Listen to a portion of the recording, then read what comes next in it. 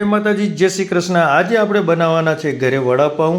તો વડાપાઉંની તૈયારી થઈ રહી છે। જો હમણાં વડાપાઉંના વડા તળાઈ રહ્યા છે। અમારી વાઈફ છે, વાઈફ હમણાં વડાપાઉંના વડા બનાવી રહી છે।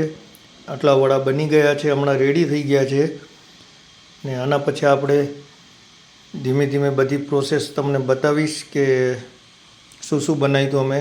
આ વડાપાઉંના વડા તૈયાર થઈ ગયા અને આ બને છે વડાપાઉં જોડે ખાવા માટે મરચી। એ મરચીની સ્લાઇડ કરીને તળીને એના ભેગી વડાપાઉં જોડે ખવાય છે અને બહુ જ મજા આવે છે અને બહુ જ ટેસ્ટી લાગે છે। તો તમે પણ એક વખત ટ્રાય કરજો કે વડાપાઉં ઘરે બનાવજો અને કેવી મજા આવે રહી વડાપાઉંની। બજાર કરતાં બહુ સરસ વડાપાઉં બનશે એ ગેરંટી સાથે। તમે એક વખત ટ્રાય કરજો ઘરે કે વડાપાઉં ઘરે બનાવીને આ મરચીએ જોડે ખાજો તમે, કેટલો ટેસ્ટ સરસ લાગે છે જોજો।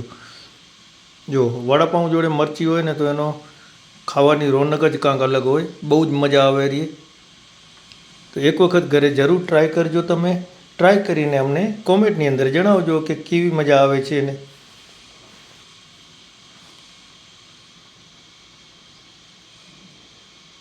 મરચાં ઉતરી જાય એટલે આપણે બનાવવાનું ચાલુ કરશું વડાપાઉં। વડા તૈયાર થઈ ગયા છે, મરચી પણ તૈયાર થઈ જવા આવી છે। હવે મરચી આપણે ઉતારવાની, ચડી જાય એટલે ઉતારી કરીને પછી આપણે પ્રોસેસ આગળની ચાલુ કરશું વડાપાઉં બનાવવાની। તો મરચાં હમણાં 75% જેવા ચડી ગયા છે, થોડાક બાકી છે, એટલે એ ઉતરી જાય એટલે બીજી આગળની પ્રોસેસ કરીએ આપણે ચાલુ। તો ચલો દોસ્તો, આ પડ્યા છે પાઉં પણ આપણે કટ કરીને મૂકી દીધા છે અને આ વડા રેડી થઈ ગયા છે અને મરચાં પણ રેડી થઈ ગયા છે। તો જુઓ, મરચાં જોઈને કોના કોના મોઢામાં પાણી આવે છે કોમેન્ટમાં જણાવજો તમે। એકદમ ટેસ્ટફુલ વડાપાઉં, લીંબાણી વડાપાઉં। એમની સાથે આપણે બનાવી છે બે જાતની ચટણી, એક ગ્રીન અને રેડ ચટણી। તો એ પણ બનાવી દીધી છે ને હવે આપણે વડાપાઉંનો મસાલો તૈયાર કરવાનો છે તેલમાં ને પછી એમાં ડીપ કરશું પાઉં। ફૂલ એકદમ ડીપ કરી દેવાના પાઉં। તો એટલો વન્ડરફુલ ટેસ્ટ આવશે કે ના પૂછો કોઈની વાત।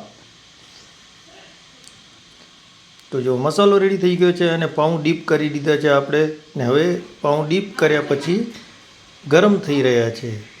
માય વડા રાખી દીધા છે આપણે ને અહીંયા આપણે રેડી થઈ ગયેલા વડાપાઉંને નાના છોકરાઓને આપણે આપી રહ્યા છીએ। તો નાના છોકરાઓ મોજથી વડાપાઉંની મોજ માણી રહ્યા છે। તો જુઓ તમે, 4 છોકરાઓ વડાપાઉં ખાવા બેસી ગયા છે। તો આપણે છોકરાઓને પૂછીએ કે ટેસ્ટ કેવો છે, કેવો બનાવ્યો વડાપાઉં? આ હતી વડાપાઉંની મોજ। તો ચલો દોસ્તો, આપણે બીજા બ્લોગમાં મળીએ, ત્યાં સુધી બધાને મારા જય માતાજી, જય શ્રી કૃષ્ણ અને કોમેન્ટ કરીને જણાવજો કે વડાપાઉં કેવા લાગ્યા।